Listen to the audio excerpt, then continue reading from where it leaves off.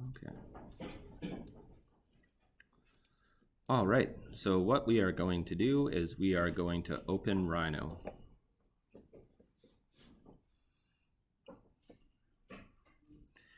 And while Rhino is opening, I want you to go to that Dropbox site that I sent you. So that was tinyurl.com/ it was, I believe, media Dropbox. Let me look that up again, sorry.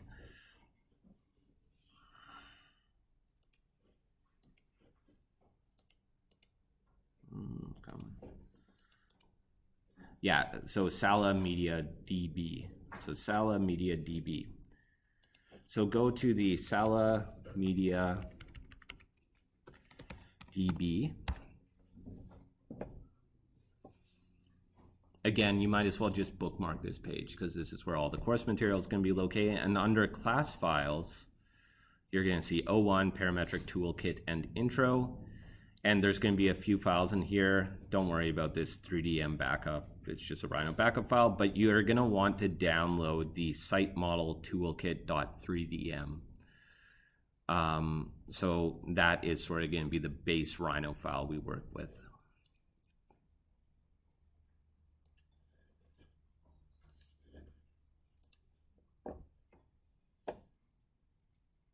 And when you open that file, I'm just going to navigate to open it.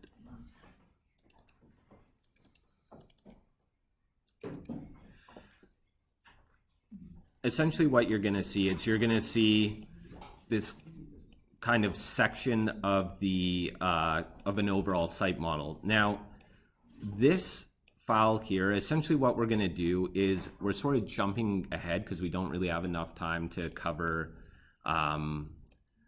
everything that will be in that first video that we'll cover next class when we have a full 2 hours to do so. But so what I want to do is show you a tool that's going to help you with the next class. So to give you a little bit of context, we will be, like I said, developing this site model around Dusty Silwell Park. So if we look this up, Dusty,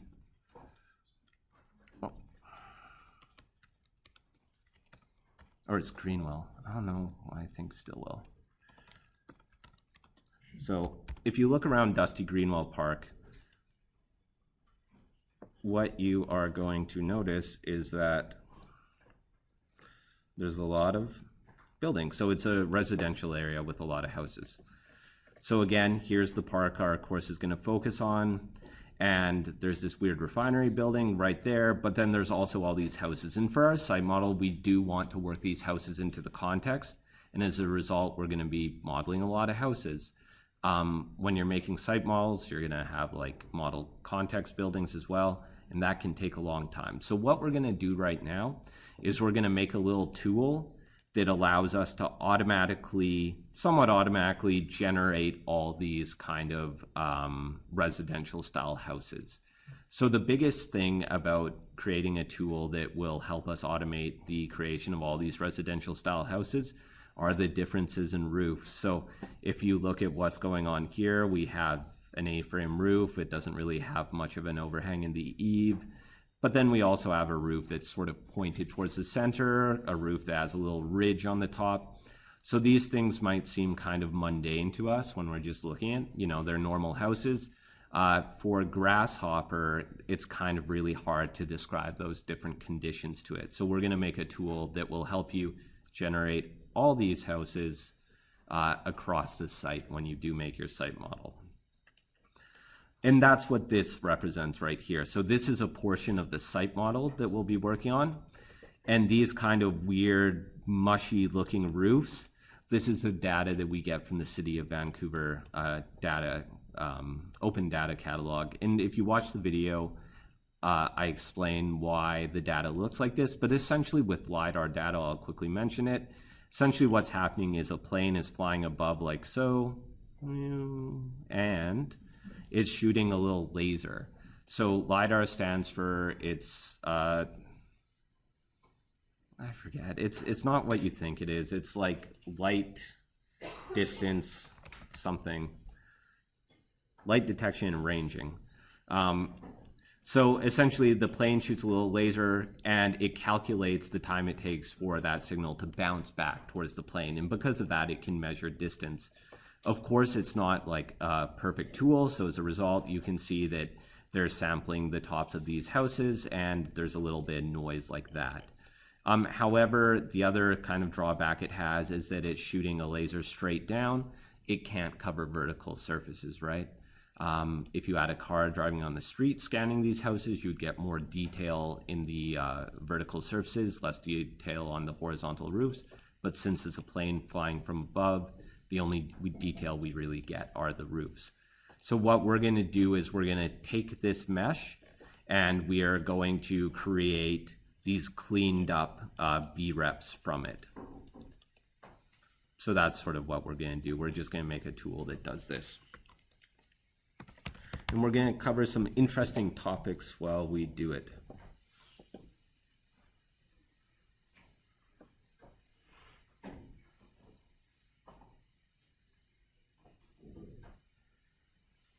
So just open Grasshopper if you haven't. So again, quick review, you can type Grasshopper or click the Grasshopper little icon there.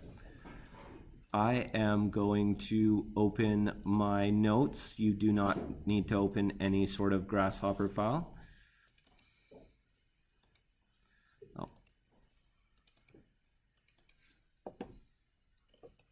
And this is what ultimately it's going to look at. So, like I said, when you're designing something that you would consider a tool in Grasshopper, so this is something that you want to use over and over again for future projects, you want to make sure that you build in some flexibility. So it's very easy to design something that says, generate a line on this edge that I pick, manually, generate a line here that I pick manually, here, lofted, extrude down. But then you might as well model that the conventional way, right? So we're gonna make a tool that sort of encompasses these 3 different variations on roof types. So when you start out with this kind of grasshoppering, you just need to think, what variables am I dealing with, and how can that sort of throw me for a loop when I am actually making a grasshopper definition. So in this case, it's the roof. So I've sort of classified these roofs into 3 different typologies.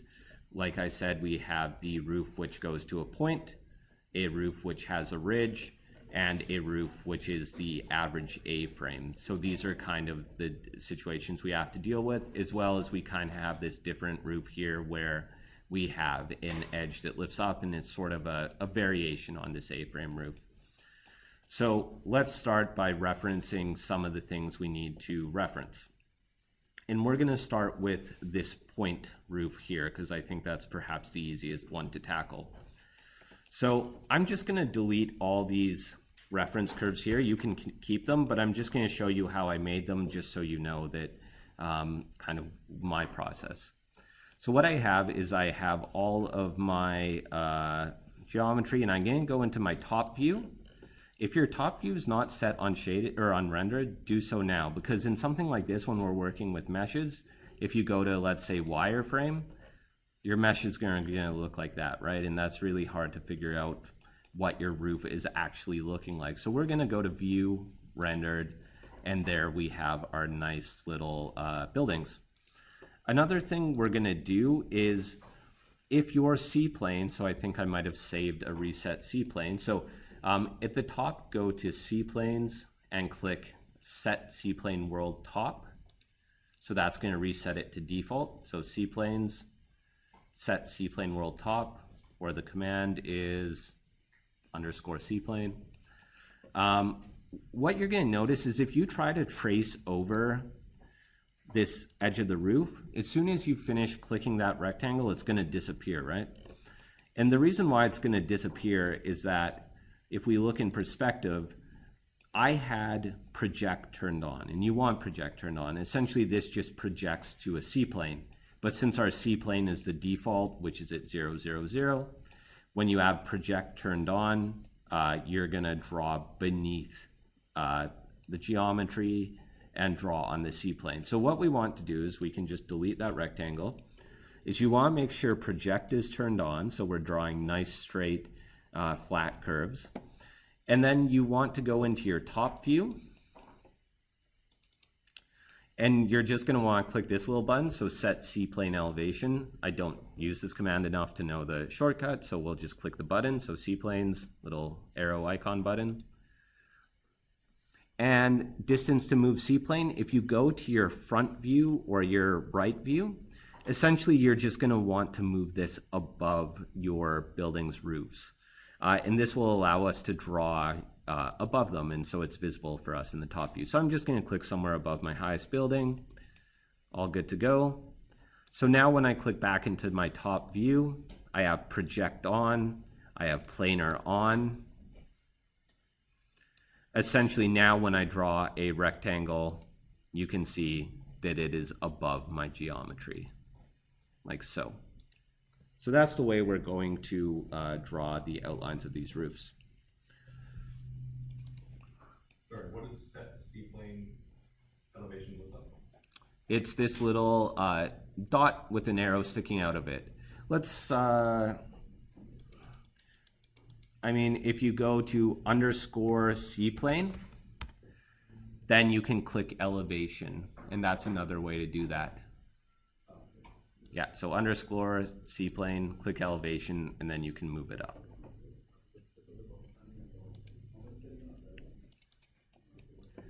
So we're going to focus on this one roof right here that has kind of converges on one point first. And what I'm going to do is, for this kind of work, since this isn't our site in particular, it can be a little bit rough. It just can't be this rough. So I'm just going to click the rectangle tool. You can also just type rectangle. And I'm just going to roughly approximate the edges of this kind of pointed roof, like so.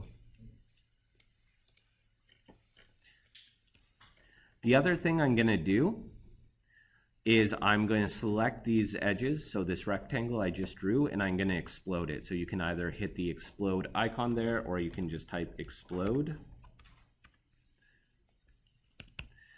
And this gives us 4 segments. And just kind of the way I thought about this grasshopper definition working, I want to think about the edges. So I want to consider each edge individually. We'll see why. So that's why we explode that. We don't want to consider it as a rectangle. And then finally, since we have a roof which converges on one point, I just want to click the point icon, or else you can just type point. And we're going to place a point kind of in the center of the roof. If you want, you could always kind of smart track to the midpoints of your actual rectangle and find that intersection. Or it looks like maybe this roof is slightly, off center, so that's fine. I can just leave it like that. So ultimately what you're going to want to have right here is a rectangle that looks like this over the top of your roof.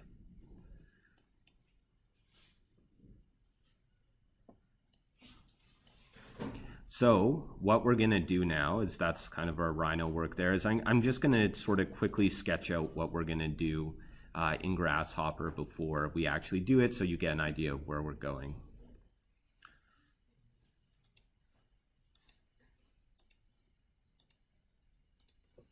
So essentially we have our messy mesh roof represented by this jagged black line. And we currently have our roof edges and roof point represented by this. I tried to make it slightly less jagged line, but it's almost equally as jagged. So what we're going to do though, and actually let me draw this. This is another good thing about parametric design and digital design. If you get good at it, people can just look past the fact that you can't draw with shit. So, anyways, what we're going to do is we need to move these lines which are above the roof edges to the roof edges. And since our data is really jagged, what we're going to do is we're going to make little sample points on the edge of our floating lines. And we're going to shoot rays down. So they're literally called rays. So these are just going to be vectors, so directions down. And we're gonna look for intersection points between the edges of the mesh and these rays. And what we'll do is we'll average these to give us an average movement downwards. And we'll average all the points along all the edges so they get moved down the same amount. The top point simply will just move down, find the intersection, and that will be the top point. So once we have the lines on the edges that have been moved down, like so, it's simply, and then we have our point, which is moved down a certain amount.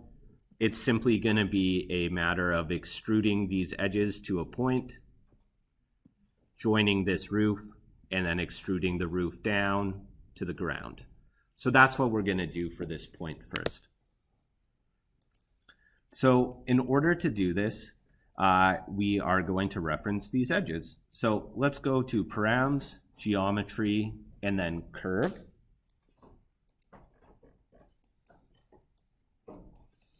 And what I'm going to do is I'm just going to select these edges I want to reference, like so. And I'm going to, just going to make the grasshopper window a bit bigger. I am going to right-click on my curves component, and I will right-click and go set multiple curves. And of course, when I select this curve component, you can see it turns green, meaning I have in fact referenced the proper geometry. Now, what we're going to want to do is right-click this curve component, and we will call this input edge curves. So again, when I mark your work, I mark for clarity and organization.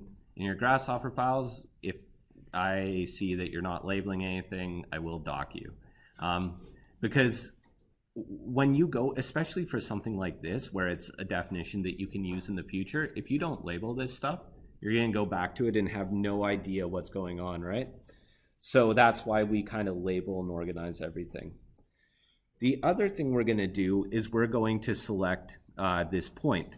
Now, I'm kind of thinking in advance here, and essentially, let's imagine that now instead of analyzing this roof, we're going to analyze, let's say, this A-frame roof, where we don't have a point in the center, right? What we're going to have is one edge here, and then one central curve for our apex instead of a point. So essentially, we need a parameter component that we can use that will allow us to select either a point or a curve. So does anyone have any guess what component would allow us to select both kinds of wink, wink, nudge, nudge geometry? It is geometry. So it contains a collection of generic geometry. So this will allow us to select either a point or a curve. It doesn't matter. It's kind of geometry agnostic. It doesn't care. So what we're going to do is we're going to select our point right here. We'll right-click geometry and go set one geometry. And now you can see it as a reference point. We'll right-click this component and we will call it roof peak point or curve. So this is just a way that we can reference both. So now we're going to do another kind of weird thing. Can anyone think about what the next step might be? So imagine, I always like to imagine Grasshopper or when I'm programming that, you know, I'm talking to a friend who is a robot and doesn't understand nuance or doesn't, you know, if you said make coffee, they'd say, what's coffee? And then you have to explain coffee is a bean that is ground, and they'd say, okay, I've ground the bean, here's your coffee, and it would just be a pile of ground green coffee, right? You need to describe every single little thing. So can anyone think of already what clarification we need to make when we've just referenced a point or a curve? We'll do that later. Yeah, we'll do that later. It's true. It's definitely a later step. But what we want to do and this is kind of maybe an unfamiliar one, is we actually want to differentiate whether we referenced a point or a curve. Because the transformations we use to loft these edges to a point will not work if we want to loft, let's say, two edges to a central curve, right? There's no way that you can make that definition work for both things. So what we're going to do is we're going to create kind of a switch where it's, if you have a point, go down this route. If you have a curve, go down this route. It's kind of like choose your own adventure, right? So the first thing we need to do is we need to test whether or not this geometry is a point or a curve. In like certain programming languages, you can use a command like in Python, it's isInstance line, and it'll tell you true or false. Grasshopper does not have any isInstance, but what we can do is we can kind of use the off-label function of a certain component, and if it gives us an error, then we know it's not a curve. So what I mean is simply we can go to params geometry curve. So params geometry curve. And we can plug our roof peak point or curve into curve. And you can see if we hover over this component right now, it's red, it's angry, it's giving us an error. It says data conversion failed from point to curve. If we hover over the output, our output is null, right? So if, let's say, we select a line right here, so I'm going to select one of my edge curves. I'll right-click the roof peak pointer curve and go set one geometry. Now you can see it's not an error. It says reference line like curve. So this is how we're going to differentiate between whether it's a curve or a point. If we get an error coming out of the curve component, it's a point. If we don't, it's a line. So I'm going to reference this point again. So I'm referencing the center point. I'm going to right-click roof peak pointer curve, and I'm going to go set one geometry.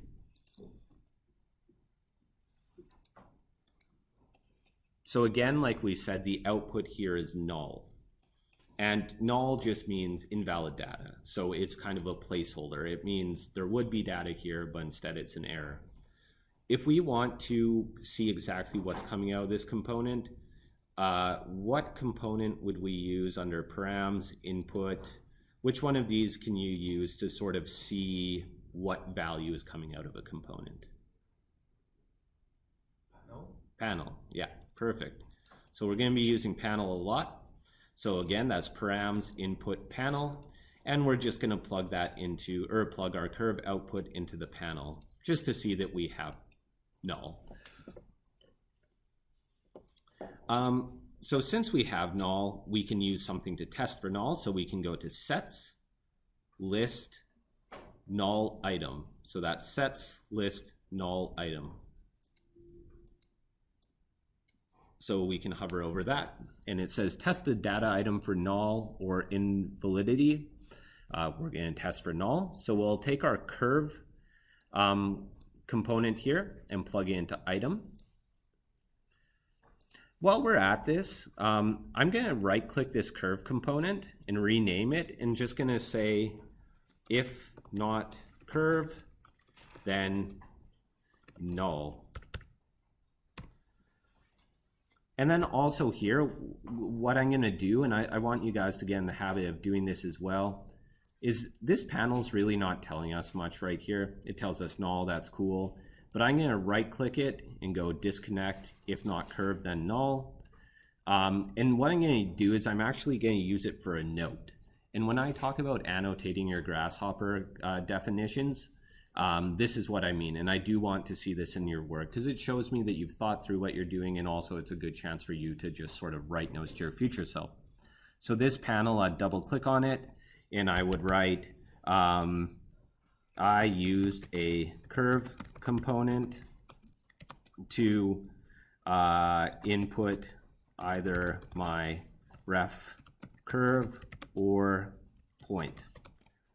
If the input is a point, this component will output a null, and I will know that it is a point. So just something like that, you know? and like that. And I'll put that right there. And then what I'm going to do is, you can see that we have this null item test, and has a few outputs. The first one's the one we're gonna worry about. So it says true if item is null. So we know that this item is null. So then you can see the output of the null flags is true. So we're going to use this to kind of create what's called a gate. And very simply, in computer language, you've probably heard this. It's basic logic, right? It's if condition is true, then outcome, let's say A, or else, if it's not true, outcome B. So for example, I am really sleepy in the morning and I want coffee, and my coffee maker is on the fritz. So if the condition is true that I have like around $6, maybe I go to a better coffee store. If the condition is false and I only have like $1, then I'm going to Tim Hortons or McDonald's, right? So if something is true, then outcome A. If something is true, then, or if something is false, outcome B. So that's what we're going to do here. So the null flags is true. So we're going to go to sets, tree, and we're going to go to stream gate. So redirects a stream into a specific output. Essentially, you can see, actually, no, sorry, mix that up. So we're going to sets, tree, stream filter. So sets, tree, stream filter, sort of the inverse of stream gate. So it says filters a collection of input streams. Essentially what you can see is happening here is we have input stream at index 0, input stream at index 1, and our gate is sort of the index of the stream we want. So by default, you can see that the gate is 0, and the output is going to be 0. So why don't I just do a little example here? So we're going to go to params input panel, and we'll just write on this panel apple, and then we'll go params input panel. We'll double click on this and write orange. And then what we're going to do is we're going to plug apple into stream 0, orange into stream 1. I'm going to go to params input panel. Stream 0 is going to go into that output. And then finally, what I'm going to do is I'm going to go to params input Boolean toggle. And this is a false and true. And I'll plug that into gate. So the way this works is that if this gate gets a 0, it's going to filter through apple, because apple goes into stream 0. If it gets a 1, it's going to give us orange, because orange goes into stream 1. What is interesting is that trues and false can be converted to zeros and ones automatically. So a false equals 0. So that's why we're putting a false into this gate. It gives us stream 0, which gives us the apple. If we double click this Boolean toggle to get true, then it's stream 1 and it gives us an orange, right? So in this case, this sort of example is quite arbitrary. We just have this switch to sort of choose between one or the other. However, if we use this null flag as our gate, so is something null or is it not, then all of a sudden we can start filtering the stuff we want, right? So what we're going to do is I just delete all that stuff as an example. I did want stream gate. I'm sorry about that. So we're going to go to sets, tree, stream gate. So we use the stream filter as an example. Stream gate's the opposite. So sets, tree, stream gate. So our stream is going to be our input stream. So essentially, this is going to be our roof peak pointer curve. We'll put that into stream. And our null flags is going to go into gate. So essentially what that means is that if this null flag is true, then our input object is going to go to target 1, which will sort of kick down to the definition that deals with points.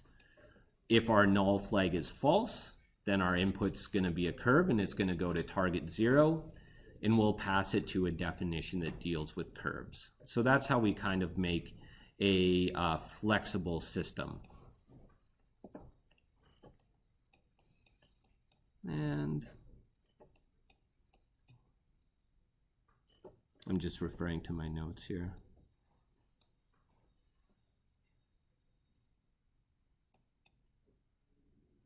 Do we ever need to do that? I don't think so. Okay. So what I'm going to do right now is I'm just going to group this stuff. So with everything except for our input curve right there, I'm going to right click it and I'm going to go group. And then I'm going to right click this group and I will just label this selecting, or I'll call it filtering the input point or curve to the proper definition. So by definition, I just mean part of the script. So I can even put that in brackets, part of the script, like so. So now we can just go through the normal steps to actually make a roof out of this. So that it's kind of a more abstract part of Grasshopper, but I think this kind of true, false, conditional logic is very important to be aware of. So, but for right now, we can kind of leave this to the side. We know that our points are going to come out of our target 1 gate, so we'll work with that.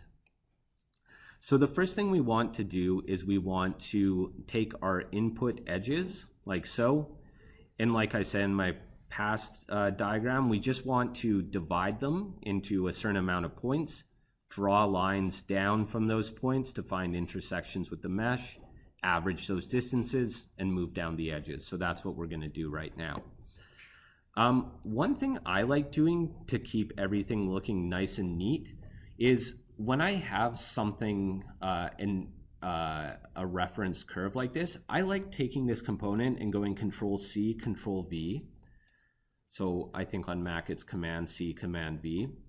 And I like taking my variable input right there and plugging it into this, also this other component. And the reason why I do that is now I can right-click this second component. I can go to Wire Display, and I can set it to Hidden. And now you see I can just drag this over here. I have a different, this is still referencing my input right here, but it just makes it so you don't have all these wires overlapping. If you don't care about the wires, it's fine. It's kind of a personal preference. But I like doing this when I'm working on maybe a slightly larger definition. So I have my input edge curves here. To divide all these edge curves, I'm going to go to Curve, Division, and then divide curve. So curve, division, divide curve.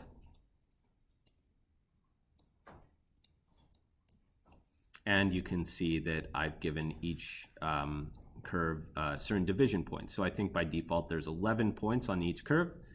That's fine. We could change our count up or down. For this purpose, we can just leave it at the default count equals 10. So like I said, now we want to take these points and find the intersection with this mesh. So what we're going to do is we are going to take a component. We're going to go to intersect, mathematical, mesh ray. So intersect, mathematical, mesh ray. So hover over it, it says intersect a mesh with a semi-infinite ray. The inputs are the mesh, the points. So the ray start point is going to be all of these points on the edge. So take the points output of input edge curves and plug it into point. And the direction is going to be straight down, so vertical. So can anyone think of what component we can choose to select straight down as a direction? Exactly. So we're going to go to vector, vector, unit Z or Z. So vector, vector, unit Z, and we will plug that into direction. Now, if we do that by default, can anyone think of what's going to go wrong here? Exactly, exactly. So by default, if you hover over the factor of unit Z, you can see it as a factor of 1. 1 in the Z direction means up. So what we need to do is we need to right-click the factor. So I right-click factor, go to set number, and then just replace that 1 with a -1 and commit changes. So now we have these infinite rays going straight down. The final thing we need to do is reference our mesh, actually, because we haven't referenced the mesh we want to intersect with. So what we can do is we can select that mesh. You can see it's kind of a bunch of meshes joined together. That's fine. So what we're going to do is we're going to go to params, geometry, mesh. So params, geometry, mesh. We're going to select this mesh. I'm going to right-click this mesh parameter component, and I'll go set one mesh. So now you can see we've selected the right mesh because it's kind of this pinkish red when this component isn't selected, and it's green when it is.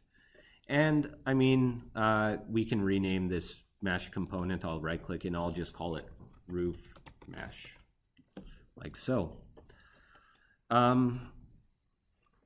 Like my input edge curves, what I'm going to do is, actually, maybe not.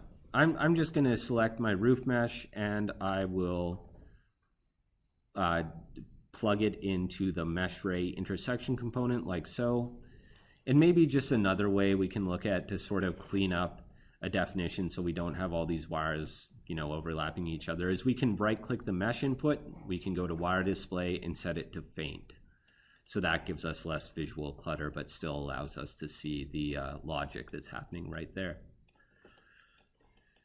Now, you can see what's happening here is we have these intersection points, right? So if we click on our mesh ray component, you can see that we have all these intersections, and you can see that some points don't actually intersect, right? Like, for example, this point at the corner, we shoot a ray straight down, it totally misses that mesh. That's no good. So if we go to panel, so params input panel, and plug our point output into our panel, what you're going to see is, if we scroll down, you're going to see that we have nulls. And those nulls are where we just didn't have a hit, where the ray kind of missed the mark in this roof, right? So if our next step is or was going to be, we average out the distance of all these points and then move them down by that average to make sure that these edge curves are all in the same elevation. If we're going to do that, we need to get rid of these nulls first, because we can't include those nulls in this calculation. As we saw earlier, null can be useful for testing certain things, but for arithmetic, a null divided by 2 is half a null. Like, it doesn't make sense. So we need to get rid of them. If we look at our hit, so this output, so Boolean indicating a hit or a miss, and I'm going to plug into the panel, we get all these trues and falses. And if you were to go through one by one, what you would see is that all the falses correspond to the nulls in the point output, right? So if we have a null in the point, we're going to get a false in the hit Boolean. So what we can do is we can use these trues and false to get rid of all the nulls in our point output. So does anyone have, I don't know if you would have covered in the first module, maybe we did. Does anyone know what component we might use to call the nulls based on the Booleans, the true or falses? Yeah, so we can go to sets, sequence, call pattern. So set, sequence, call pattern. Another thing you might notice, sort of a tip right now, is usually when I'm asking what component do we use, I usually say the answer when I'm asking. It's more just like, let's get through this, awake, everyone. So this component has two inputs, so let's hover over it. It says call, just another way of saying remove elements in a list using a repeating bit mask. And what the repeating bit mask means, it's just like a true or false. If we feed this component a false, it's going to get rid of the corresponding item. If we feed it a true, it's going to keep the corresponding item. So the list that we're going to work on is our points. So let's plug our points into our list. And the call pattern is going to be the hit output. So we'll just plug the hit into the call pattern. And now if we hover over a list, you can see that we have different lengths. So the first edge had 11 hits, so it retains all 11 points. The second edge, it looks like, only had 6 intersections with the mesh, so it called 5 of those points. Third list called 2 points, and the final list had all intersections. So that is how we get rid of those nulls, and now we can average all of these points to get a actual distance to move all of these down. And I'm just referring back to my notes because, oh, right, because I did something a little bit different. So what we're going to do now is we're going to draw a vector between all of these points and all of these points here. So we will go to vector, vector, vector 2 point. So again, vector, vector, vector 2 point. Point B is going to be our called pattern. So we'll take our called pattern list and plug into point B. So these are the end of our vectors. And point A will be our points up here. So our divide curve points. So let's plug that into the points. We'll plug it into point A. So these are your divide curve points. Plug them into point A. And what we're going to do is we're going to actually visualize these vectors. And to do so, we'll go to display, vector, vector display. So display, vector, vector display. The anchors will be our divide curve points, and our vectors will be the vector 2 point. And what we are going to see is that we have some weirdness going on. So can anyone think of why we might have vectors kind of moving in strange non-vertical directions like this? So some are converging on one point, others are going in weird slanted orientations. Why do you think that's happening?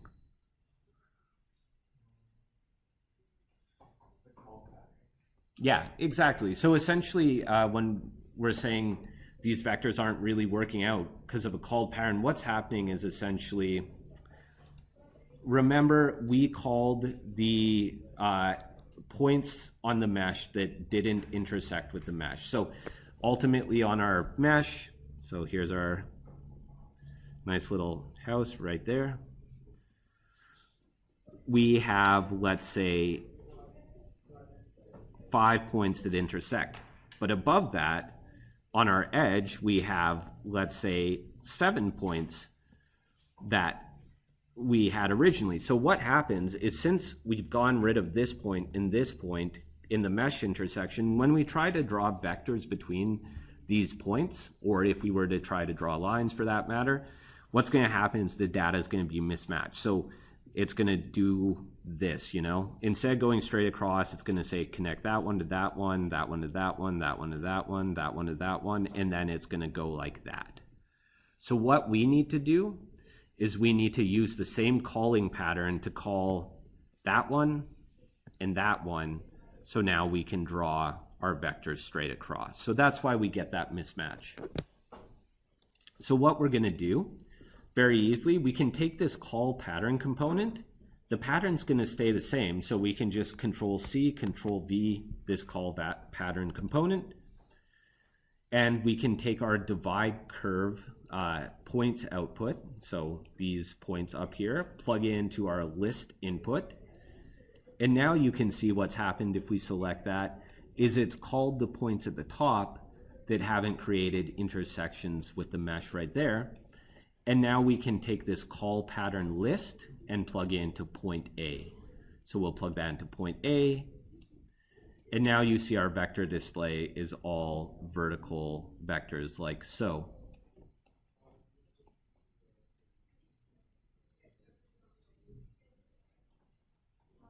Yes? Why would there the line between the divide curve point to the mesh ray not be dotted? Why would the divide curve, so this top curve is not divided? No, just in the grasshopper, my one is not dashed. It's Oh. just So we will talk about that. Actually, we'll talk about this right away, like literally right now. So, but how many input edge curves have you referenced? well, I referenced the rectangle. Explode your rectangle and then set multiple curves. Okay, thank you. So does anyone want to hazard a guess why some of these wires are dashed and why some of them are solid? So this might be review, maybe this is new. Does anyone want to guess? Or does anyone know? The data's not flattened.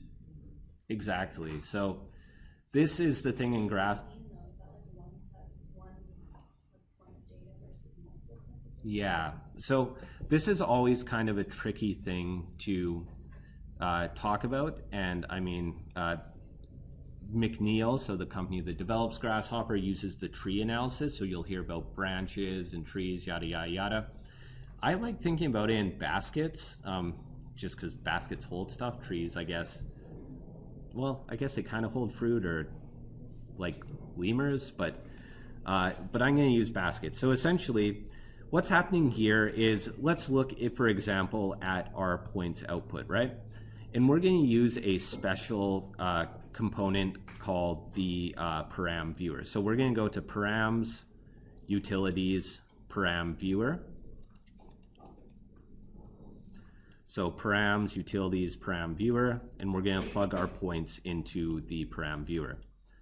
And then we're going to copy this param viewer. Going to go Control C, Control V. And with this second param viewer, we're going to double click it, and that's going to give us a visual representation, right? So what's happening here is we have our input edge curves, and we hover over, and we have 4 line-like curves, right? So we have 1, 2, 3, 4, the 4 edges. So when we divide those curves, you can see that we have 4 branches. So what that means is that each of these edges is being stored in a branch. So why a branch? Let's try this.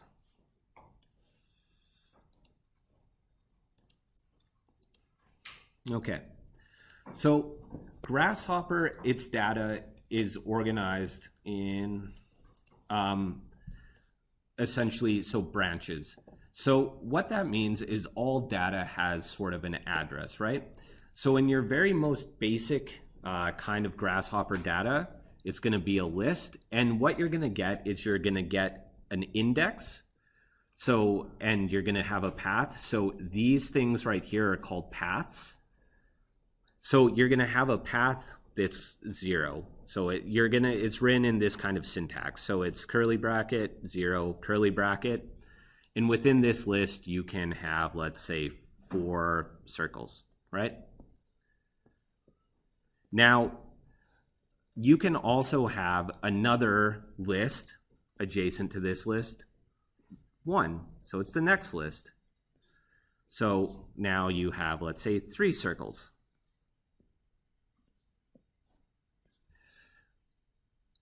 these two lists, if you perform a command on them, essentially what it means is that it's going to perform the command on this list separately from this list.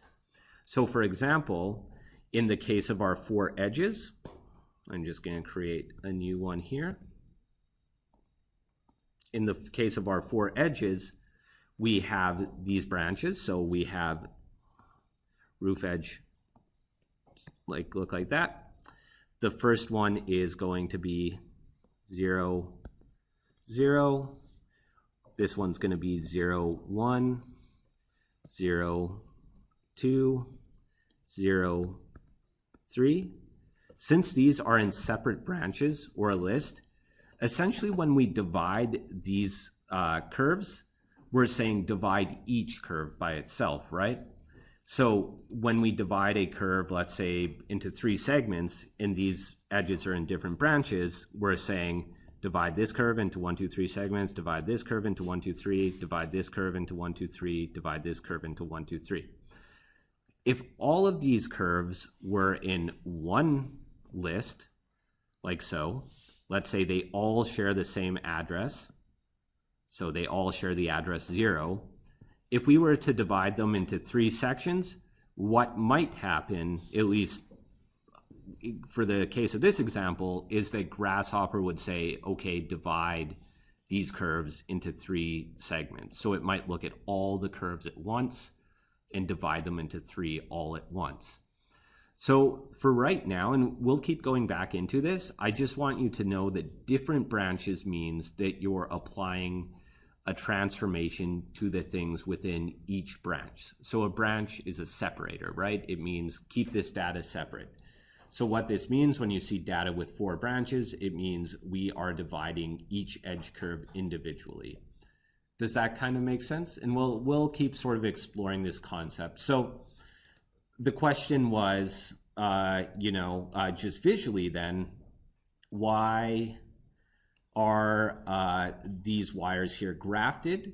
The reason why they're grafted is, or why are they dashed, is because they're grafted. So that means they have more than one branch. So if we right click the points and go to flatten, what this does is it's going to flatten them into one branch.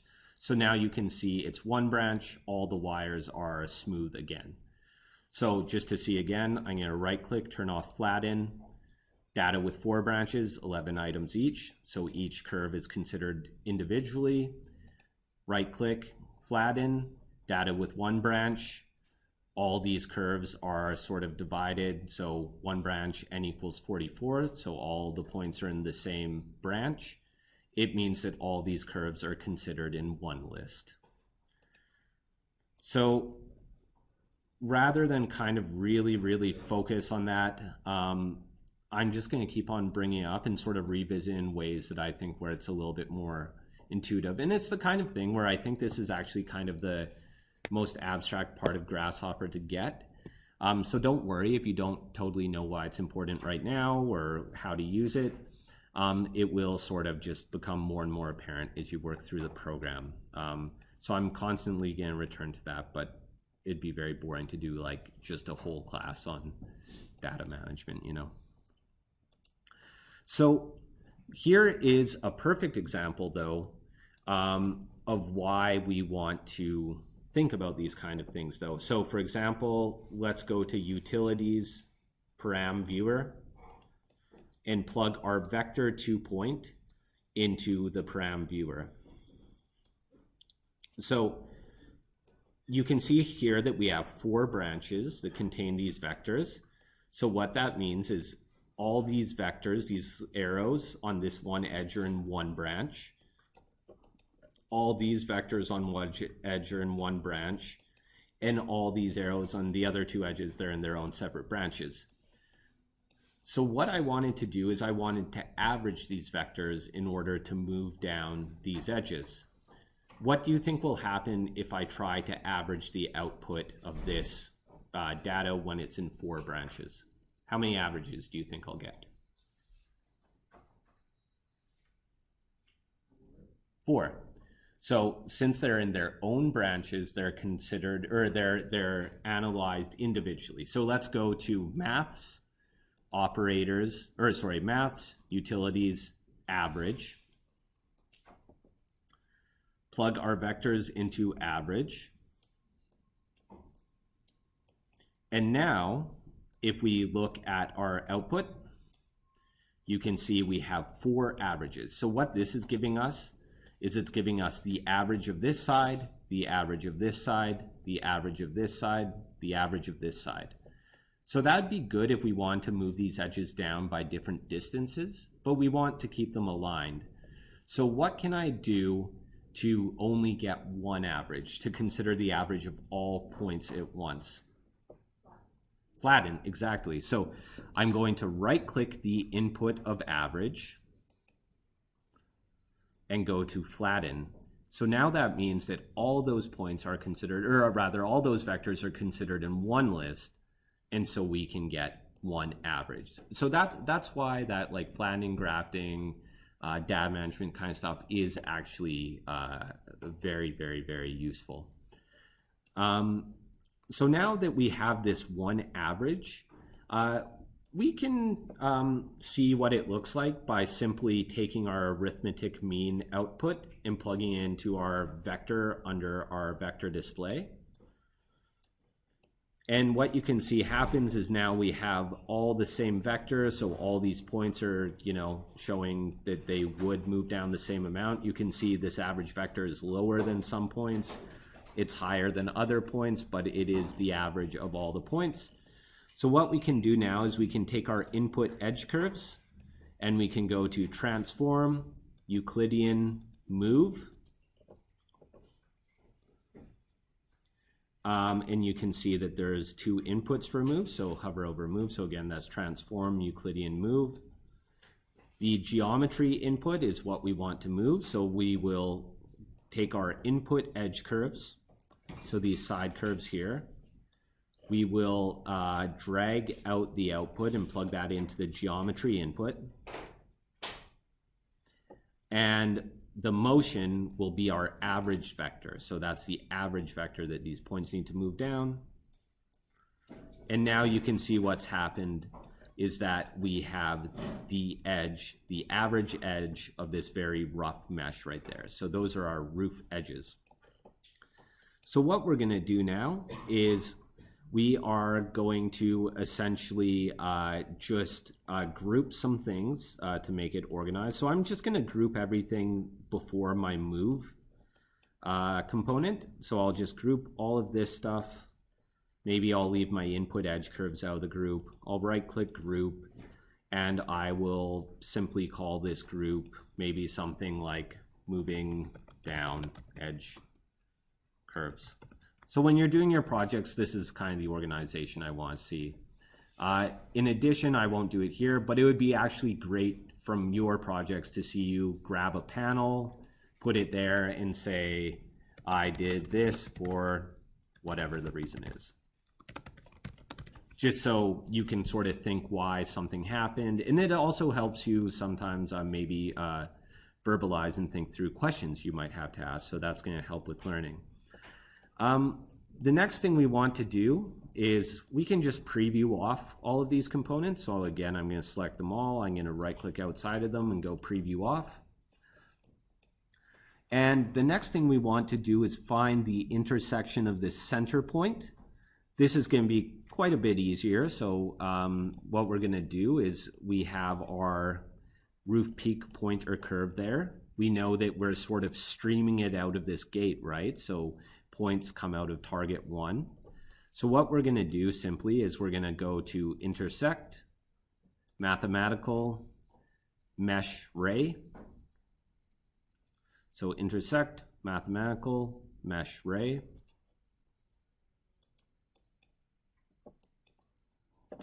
And the mesh will be our roof mesh. So let's go to our roof mesh, which is right here on my canvas. It's sort of with the input parameters. So I'll plug the roof mesh into the mesh. The point will be target 1 coming out of my stream gate. So remember, we're using the stream gate to test if something's null. If it's null, it's a point, comes out of target 1. So take the target 1 output, make sure it says reference point, plug into point, and then our direction is going to be -1 in the unit Z direction, right? So -1 in Z means straight down. So to choose the direction, again, we're going to go to vector, vector, unit Z.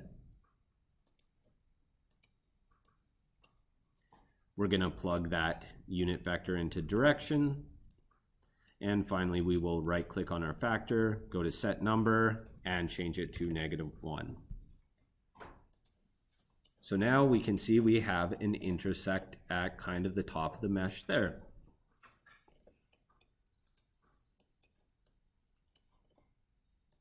So I'm going to drag this forward just so it's in line with our move geometry of the edges. Also, again, these are these kind of overlapping wires that might look kind of messy. I'm going to right click on the mesh input and go to wire display faint. Right click on the point input, go to wire display faint. You know, you might leave it as default, but I like sort of having that visual separation. And essentially what I'm going to do now is I'll just group this intersection in the unit like that, you know, and I'd call this like roof point intersection. And now kind of the final piece of this is to just literally loft the edges to a point. So there's a component for that. So we can go to surface, freeform, extrude point. So surface, freeform, extrude point. So the base input is the profile curve or surface. Those will be our edges that we've moved. So in our move output, again, it should be these selected edges. The geometry output, we're going to plug into the base input of extrude point. And the mesh ray intersection, so that intersection point that should be somewhere along the top here, that point will go into the point input. So now we kind of have our nice, revised, clean looking roof like so. So does anyone have any questions before I move on to the next step? Yeah.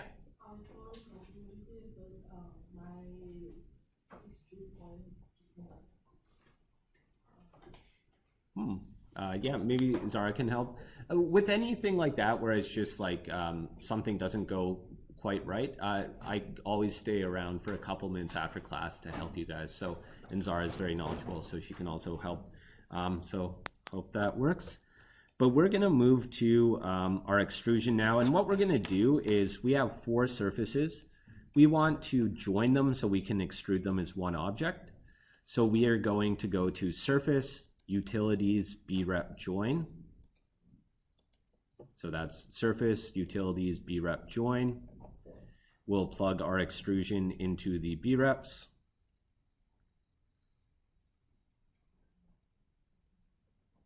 And now we're going to extrude this surface down. So this poly surface right here. So to do that, we're going to go to surface, freeform, extrude. So surface, freeform, extrude. The base, which is the profile curve or surface, will be the breps. So plug our breps output into the base input. And the direction will be, again, -Z. But this time, instead of -1, we're going to make it large. So we're going to go to vector, vector, unit Z.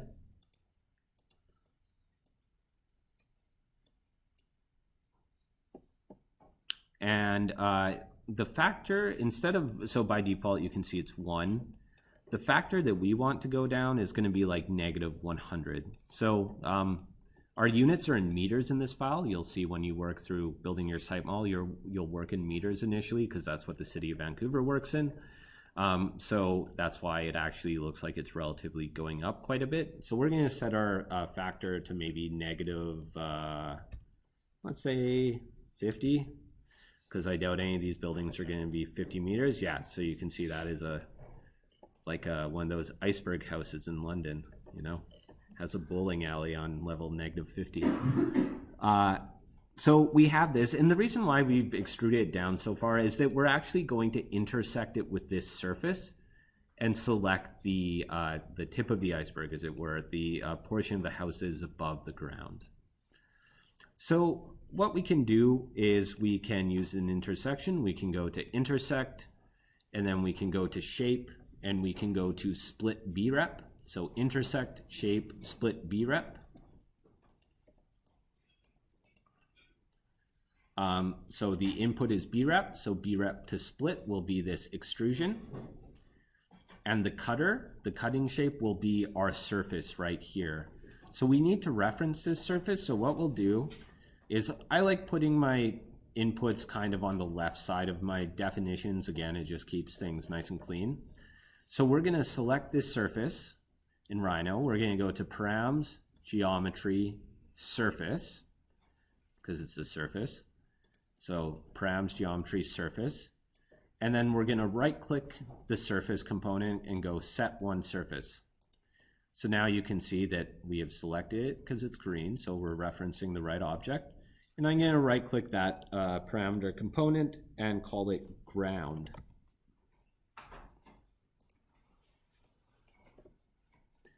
And since we have all our components sort of over here, it's starting to get kind of big.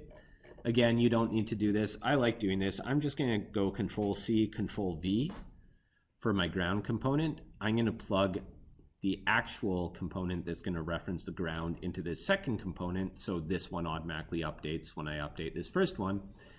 And then I will right-click the second one, go to Wire Display, and go Hidden.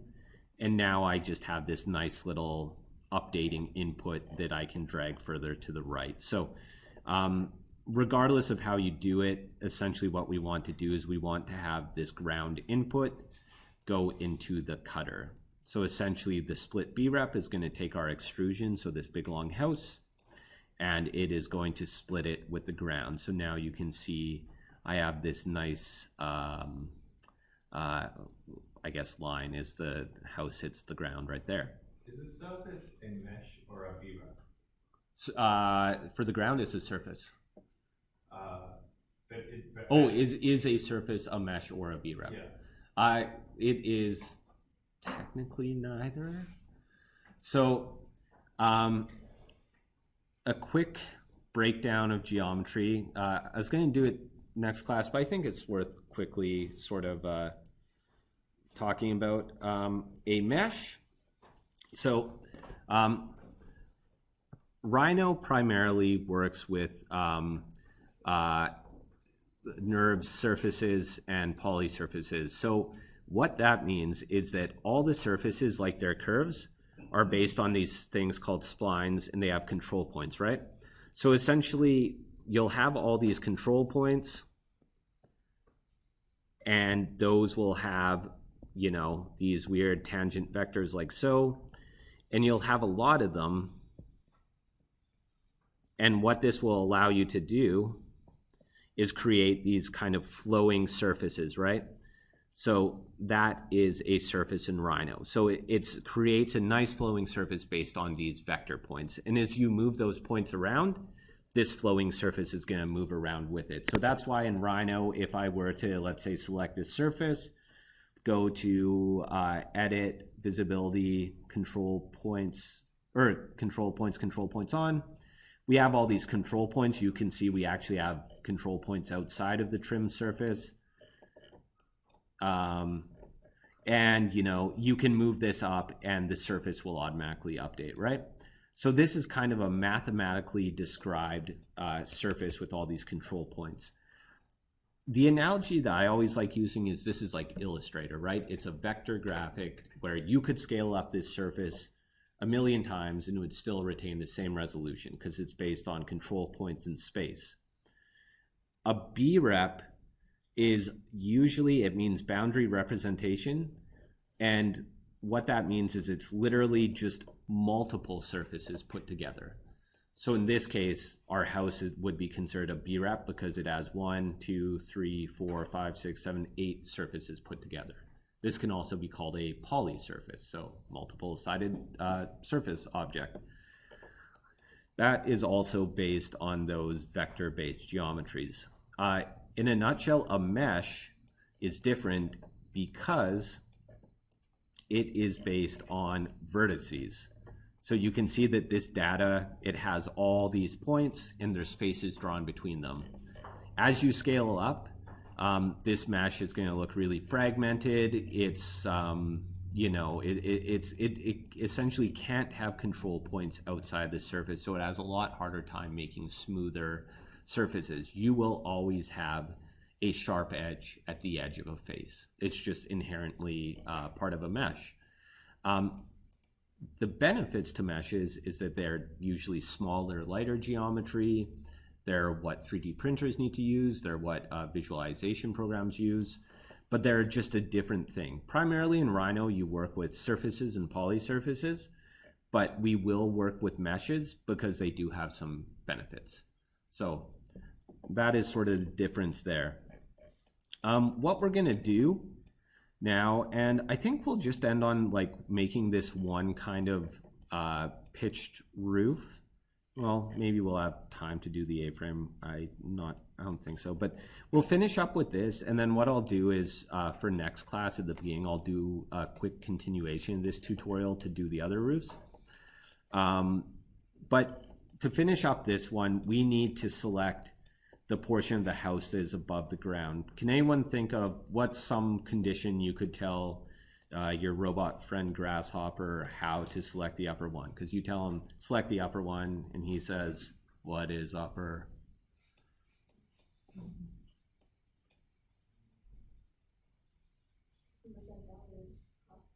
Sorry?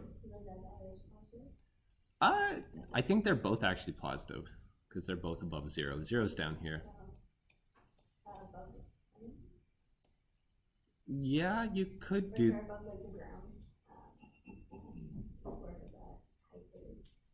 Yeah, actually, you could do that. You could do that way. So you could take, let's say, the center point of the ground and test if the center point of this object is above it or below it. In this case, what I'm going to do, though, so many ways to solve problems in Grasshopper, that's why it's such a powerful software platform, is I'm just going to see I'm going to find the center point of each of these geometries, and then I'm going to organize them by the Z values of their center points. And we know the one with the bigger Z value, so AKA higher elevation, is the house we want. So what we're going to do before we do that is I'm just going to take this extrude point, brep join, extrude, split brep. I'm going to group it, and I will call this roof extrusion and ground split, just to keep things organized. Maybe you group it a little bit differently. And what I'm going to do is I'm going to find the approximate center point for these B-reps. Now, I can't find the actual center point because these B-reps are not closed objects. So you might be tempted to go to surface analysis volume, and this will give you usually the center point for a B-rep as long as it's closed. Since we've split these B-reps, they both have an open side, which is this weird cut portion, so we can't find the center point. So what we're going to do instead is we're going to create bounding boxes around them and take the center points of those bounding boxes. So if you did box morph in your module, I think everyone was supposed to, you might remember the bounding box is kind of that reference rectangular polygon that surrounds your object. So what we're going to do is we're going to go to surface analysis. No, we're not. We're going to go to surface primitive bounding box. So surface primitive bounding box. So solve oriented geometry bounding boxes. The input is going to be the content. And so we'll take our split B-rep result, plug it into content. And now you can see we have two boxes. So box 1, box 2. It's worth noting that we want to analyze these objects per object, but if you ever want to figure out or get a single bounding box for both objects, you can always right-click this component and go union box. we will leave it per object. And then what we're going to do is we're going to go to surface analysis, box properties. So surface analysis, box properties. Our output will be the boxes list. So the top box, we'll plug that into the box input. And now you can see that the first output of that is the center point of the box. So we're going to measure the elevation of these center points. So what we're going to do is we're going to go to vector, point, deconstruct, and the center output we're going to put into our, again, vector, point, deconstruct. We're going to take our center output, plug it into the point input, and this is going to give us our Z values. So you can see one Z value, at least for me, is 26.82. So that's a higher elevation. And one Z value is 1.5. So that's a lower point elevation. So what we can do is we can just sort these things based on the elevation. So we can always select the higher one. So what we're going to do is we're going to go to sets, list, sort list. So sets, list, sort list. So sort a list of numeric keys. The first input is keys. So list of sortable keys. So this is the thing we want to sort. So we're going to put our Z component into the keys. Our second input is values A, so optional list of values to sort synchronously. So what this means is that, I can just draw this out quickly.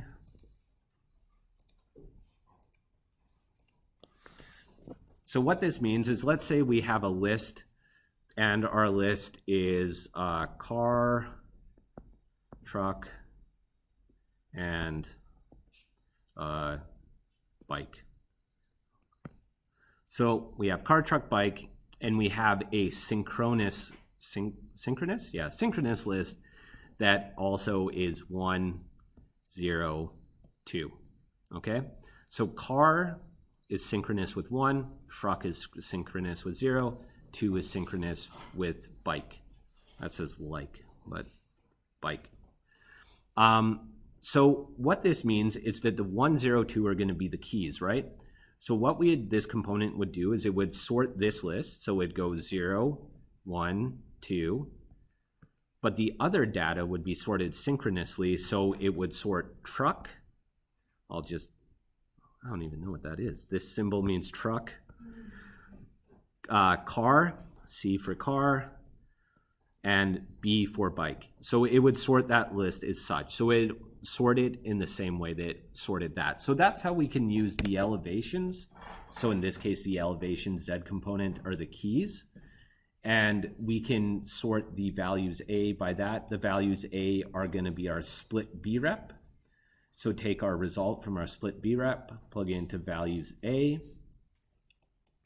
So now we have two B reps. If we hover over our keys, we can see that the lower value is first in the list.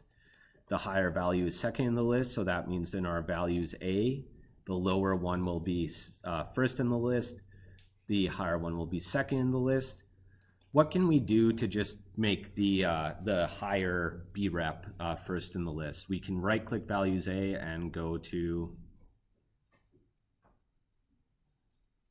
between reverse, flatten, graft, or simplify. Which one should we choose? Reverse, yes. And I'll show, I'm very patient. And in videos, I can post that and take out the silence. So it is in your best interest to just, try a guess. So we reverse, and what this means is the top item is always going to be the first item. So we can go to sets, list, list item now. So sets, list, list item, plug values A into list. And now this list item will always be our house right here. So this is kind of the end result of this one version of the house roof. Now, I know it seems like maybe quite a bit for, you know, just figuring out this one basic house. However, what we'll see in next class is now we can use big chunks of these definitions and literally just copy them. And in about 5 minutes, 10 minutes, we'll be able to create a robust definition that covers all these conditions. And the goal of this is that essentially what you can do is when you are sort of building this geometry, so I have my house here, I can right click my list item, I can go bake. I'll bake on the buildings layer, click OK. Then I could take my curves. Oops. I would, you know, lock this. I would also lock my ground so I didn't keep moving it around. But I could just move these curves to a different roof.